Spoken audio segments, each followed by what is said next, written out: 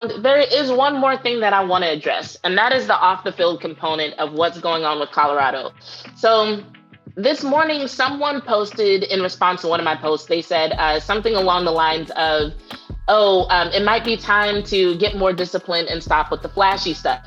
Um, and so I'm gonna read, and Martin, feel free to keep leaving comments about what happened on the field. I'll come back to it, but I want to read my comment to that, or my reply to that, because it's related to how I feel about a lot of what's happening. Because and don't take this as a knock on this person.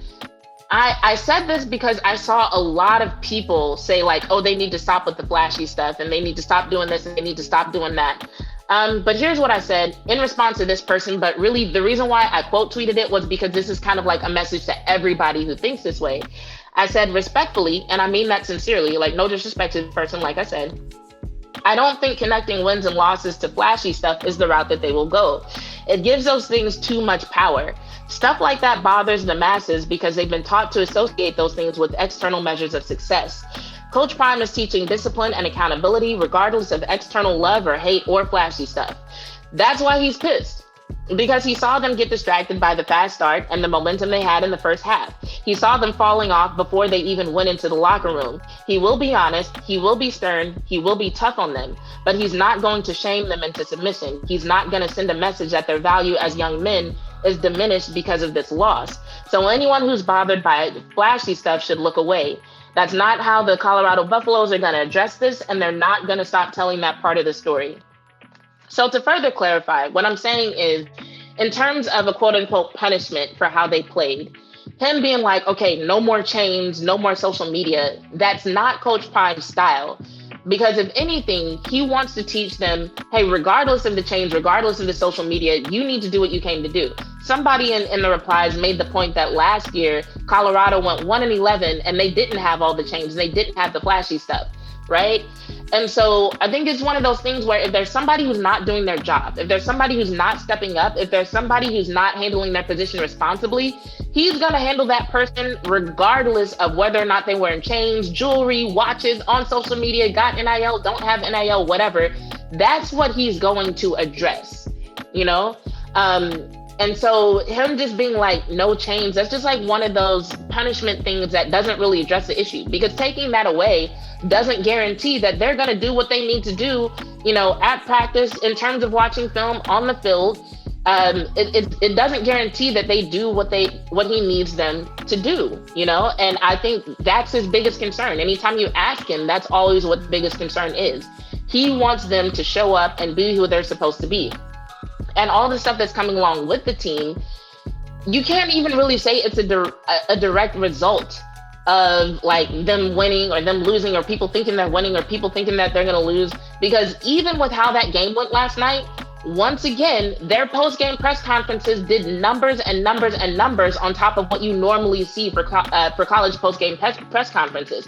So people are still watching. People are still interested. People still want to see how this story unfolds. It's not that people think this team is so great, that they think this team is championship worthy. It's that people are generally interested in the story. And in support of that, I want to play something that the announcers said during the game. And I actually do have this on my computer, so it should play properly. But it was Mark Jones and Louis Riddick who were doing the announcing for this game. And Mark Jones made a comment that is really interesting in the context of all this. So I'm going to let it play, and then I'm going to talk a little bit more about the significance of what he said, and then we'll get up out of here. We talk about the impact of Coach Prime, not just here, but in Boulder. You know, we have one of our colleagues, Demo, our associate producer in the truck, that director in the truck, lives in East Lansing, walking through one of the stores. This is what it looked like. In Michigan State territory, Coach Prime gear prominently displayed in a lot of the stores, in the merchandise. You see it all throughout this stadium. And you know, it's interesting. It's kind of harkens back the impact that we see of Buffalo's football almost to a lot of the Georgetown Hoyas merch that we used to see back in the day. Sometimes, I gotta say this, when success looks this different to people, it scares people. Yep.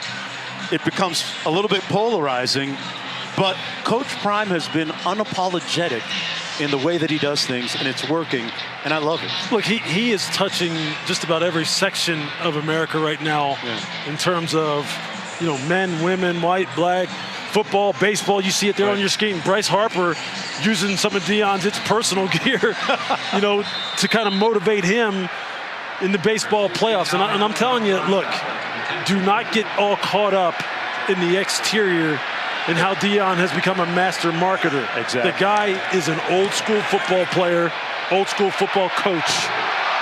Alejandro Mata did not get all of that. All right. And honestly, if you want to be superstitious, we should have known when Mata missed that kick that trouble was coming, because that just did not seem like something that he would miss. But anyway, what I actually want to focus on is what they were saying about what Mark Jones said about how when success looks this different, it can be a little bit scary. It can be a little bit polarizing, right? And right before that, he mentioned the Georgetown Hoyas. And I don't know why I didn't think of this example sooner. Maybe because of, where I was in life when the Hoyas were popular. I have a memory of them being popular, but I wasn't into them like that. Let me read a couple of y'all's comments, and then I'm going to go a little bit deeper into this whole Georgetown Hoyas thing that was mentioned. Martin, good comments here. You might know more about football than I realized that you knew, but thank you. We'll talk in the back channels. Marketing at its best. Do you have the stats for Emmett's son, EJ? I do not. Sorry. But yeah, there's a little bit that I want to share about the Georgetown Hoyas, because I do think that there's definitely a bit of a parallel between what happened with the Hoyas and what's happening with the Colorado Buffaloes. So I pulled up a couple of articles, and here's one that doesn't really have, it has a bunch of references, so I know the information is valid, but it doesn't have a title, so pardon me.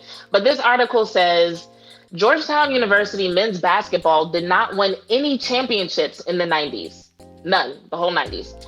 How could a team without any hardware make such an impact? Now, this was before social media, before NIL, right? So everybody is being oh, social media, NIL, Prime is taking advantage, yada, yada, yada. But let me read those sentences again. Georgetown University men's basketball did not win any championships in the 90s. How could a team without any hardware make such an impact? Sporting a hard-nosed, in-your-face style of play, trend-setting, edgy players, and a giant of a coach, Georgetown came to define the transformative era that was 90s college basketball. In the context of the African-American experience in the 90s, it's worth noting that Georgetown is not an HBCU. And if we have time, we'll talk about this whole Colorado HBCU thing that happened. But yeah. Given the majority white demographics of the school, the team was mostly African-American in the 1990s. And John Thompson Jr. is an African-American coach. Upon arrival at Georgetown in the late 1970s, Thompson endured racial slurs thrown at him by disgruntled alumni and was thought to be an ineffective coach due to the color of his skin. Thompson worked hard to prove everyone wrong. The 1980s brought a national championship and a 96% graduation rate of his players. Viewed by his players as more of a father figure than a basketball coach, his style was domineering and controlling. He limited player interactions with the media and kept close tabs on his team on road trips. Fast forward. By the early 1990s, Georgetown basketball apparel was regularly outselling Power Football Conference brands. Georgetown starter jackets and jerseys became wildly popular across the United States. The team was especially resonant with Black America. The team was all Black, had a Black coach, and played in a majority Black-ran city. Washington, D.C. Had been called the Chocolate City for some time. And what was previously a predominantly white team full of former parochial league players gave way to a majority Black team with some players who came from single-parent households, disadvantaged neighborhoods, and junior colleges. Georgetown went from having a small and regional following to having the aura of a national professional sports team. Now, Does that not sound a little bit familiar? You know, even without social media, even without NIL, even without a lot of the things that people attribute to Coach Prime's success, that story sounds very familiar. And a majority white team turning to a majority black team, you know, becoming a national sensation, a coach that sounds like a father figure, the apparel deals, all of that definitely sounds like a parallel. And before I go a little bit deeper into that, I want to read from one more article. This article actually came from Slate.com. It was published in 2007, written by Mike DeBonis. And towards the middle of this article, which is titled "The World's Most Dangerous Basketball Team." Hold on, let me go. Yeah, the world's most dangerous basketball team. Towards the middle of this article, it says, but the fear back then had as much to do with race as hoops. Georgetown basketball under John Thompson, fucking ads, get the hell off my screen, I'm trying to read. Georgetown basketball under John Thompson was always intertwined with racial politics. That was inevitable when an elite Eastern University, then as now overwhelmingly white, started fielding teams made up almost exclusively of black players. When Thompson came to Georgetown in 1972, he wasn't plucked from some other sideline legend's coaching tree, sound familiar? Rather, he had been plying his trade at a tiny Catholic high school in Northeast Washington, D.C., at a time when the only notable black coaches were Lenny Wilkens and Bill Russell, both player coaches for NBA teams. Mediocre Georgetown teams composed of white parochial school graduates soon became a relic. Thompson recruited inner-city black players, often well after they'd graduated high school. He had to wait for one of his first recruits, Mike Riley, to finish a hitch in the Navy. And then the Hoyas' rise came shortly after the founding of the Big East Conference in 1979. Fast forward. This was the first college sports team to become a brand, and it was a tremendously lucrative one. By the early 90s, Georgetown apparel outsold even schools with powerhouse football programs. Georgetown starter jackets sold well across the country, but the team's image was especially resonant in Black America. Not only was this an all-black team with a black head coach, the Hoyas also played in a majority black city run by a black mayor, and then it kind of repeats some of the stuff that we read in the last article. And it adds, eventually the racial cues became more overt, most famously in the kente cloth trimmed uniforms of the Iverson era. Now, it would really be something if Colorado ended up with some kente cloth trimmed uniforms. I don't think we'll see that. But the reason why I read from both those articles was to reinforce the point that I'm about to make. And it's the point that a lot of the people making these points about like, oh, they need to chill out with the flashy stuff, they want to see these young men shrink themselves so bad. Out of all the things that I just mentioned, issues with the O-line, issues with discipline that's leading to penalties, not showing up for both halves, not showing up for all four quarters, possible mismanagement of personnel. Out of all that stuff, what do they want? They want to see these dudes stop wearing jewelry and stay off social media. Why? Like, why is that relevant if you're actually concerned about the success of the team? And it's because of a couple of reasons, right? People have this mentality like things like that should only be reserved for winners. Let me tell you something about winning. When we're talking about winning championships, winning these games, these are rules that are created by people. Football isn't even the same game that it was decades ago. If you were to go back to some of the rule sets that existed in the earlier parts of the 20th century, the game and who we think is great and who we think is elite would look entirely different. So all of this is really up to people living according to the standards that were created by a group of dudes who felt like the game should just change. And I think we have to be really careful about judging someone's value or determining their value based on how they perform in a game for that very reason. The rules can change, the circumstances can change.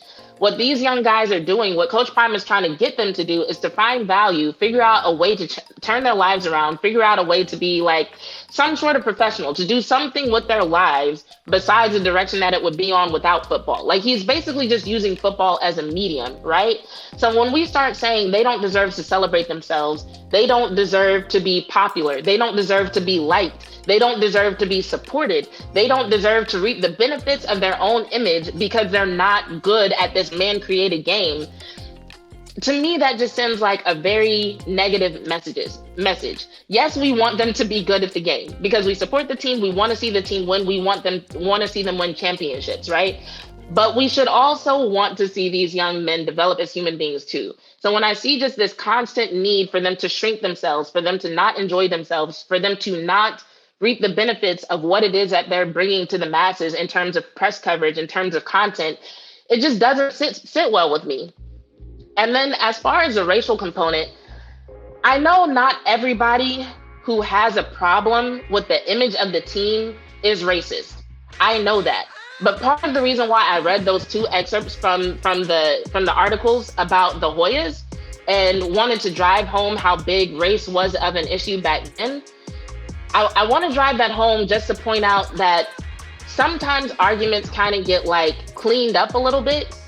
And by the time that argument gets to a certain person, you might hear the version of it that has nothing to do with race, right? You might hear the version of it where somebody's like, oh no, it's the principle of the thing. And you might really believe it's the principle of the thing. But a lot of these things are rooted in racism. They're rooted in prejudice and they're rooted in bigotry. So you have to really be careful about who you're retweeting and who you're supporting and whose side you're on, because even if you aren't racist, even if you aren't a bigot, you could be supporting arguments that at their core are racist and bigoted. And next thing you know, you end up retweeting somebody who later on that day says some shit like, oh, Oregon is taking a stand for all of us. And then when they're questioned on taking a stand for who, taking a stand against what, all of a sudden they go quiet because they realize they let that argument go a little bit too far. They didn't mean to let that much of their true colors show, you know? And people might be like, oh, that was a long time ago. Oh, that was decades ago. Let me tell you something about how humans change over decades. There was a solar eclipse earlier today, an annular solar eclipse. Now, when it comes to things like sun worship, when it comes to things like looking at natural phenomenon and assigning spiritual significance to it, a lot of people would tell you, no, that's stuff that happened millennia ago. Today's human beings are smarter. Today's human beings don't do that. I was watching live feeds of this eclipse and I saw people crying. I get emails where people are like talking about the zodiac and things that you should and shouldn't do during this weekend because of the effects of the solar eclipse and how that's going to affect the energy in the atmosphere and what it does to your zodiac. And if you follow me, you know I do the zodiac thing, but not so much that I'm going to up and just not do my live stream because there was a solar eclipse this morning. I saw one of my neighbors go out and try to look at it directly, apparently because she thought it would, I don't know, bless her or give her some kind of good omen for the rest of the year. I say all this to say, even in 2023, there are people who are assigning spiritual significance and emotions to something like a solar eclipse, right? So people change, but they don't change that much. Yes, millennia ago, it might have been a bunch of people in the town square talking about the eclipse being a sign from God. And today it was a YouTube live of a bunch of people in Kerrville, Texas, talking about, I didn't think I would cry. This is so moving. This is so emotional. If you didn't know it was a solar eclipse, honestly, it's like it got a little dark outside and then it wasn't. That's what happened. Like the moon was in between the earth and the sun and it got a little dark outside. Like had I not known it was a solar eclipse, had it not come across my phone and people not told me, I might not have even noticed, because since it was an annular eclipse, meaning there was like a ring around the moon, it was like a ring of fire, it didn't even get completely dark. Through my shades, it kind of looked a little cloudy. But anyway, off the eclipse, I thought the eclipse was cool. I kind of wanted to see it. I didn't have time to get the shades and whatever. That's why I watched the YouTube live. So like, even I'm a person who thinks the shit is cool. But I say all this as a point to say people don't change that much. So don't think that just because it's 2023, that there's no way that people could be saying things against this team, about this team, against Coach Prime, against his sons that's not racist. Don't think that they aren't going into on some of these away game trips and that they're not hearing some really awful things yelled at them from those stadium seats. And I'm not saying that there has to be some sort of crusade to protect the team, that, you know, they're like really being treated poorly. That's not what I'm saying. Like, for by all accounts, they're in a pretty good situation. Every single one of them, you know. All I'm saying is that, yes, there are racial undertones. It is real. And I don't think it's okay to ignore that just because these kids are making a lot of money. That's my main thing. Martin said, I would think it would be raining if it got dark outside. No, it didn't rain, just the sun blacked out. But anyway, that's all I have to say about that. So like I always say, I hope they keep wearing their jewelry and their shades. I just hope they are able to match that with a little bit of film watching. I hope their O-line really steps up. I was talking to somebody yesterday before the game, and they were talking about Shedeur, and I was like, it's not Shedeur's fault that his O-line secretly wants to see him dead. And they laughed, but I'm just like, good God, just sometimes the lack of effort they put forth. Did y'all see 77? I don't want to go back to it because I don't feel like finding it again. He did this. He did this. He didn't even move both feet. He did this. That's the kind of O-line Shedeur Sanders is dealing with, y'all. It's getting scary. And based on what was put on film and how effective it was in eliminating a 29-point lead, I feel like it's going to get scarier. So prayers and positive vibes going out to Colorado, especially Shedeur. And even though it's a bye week,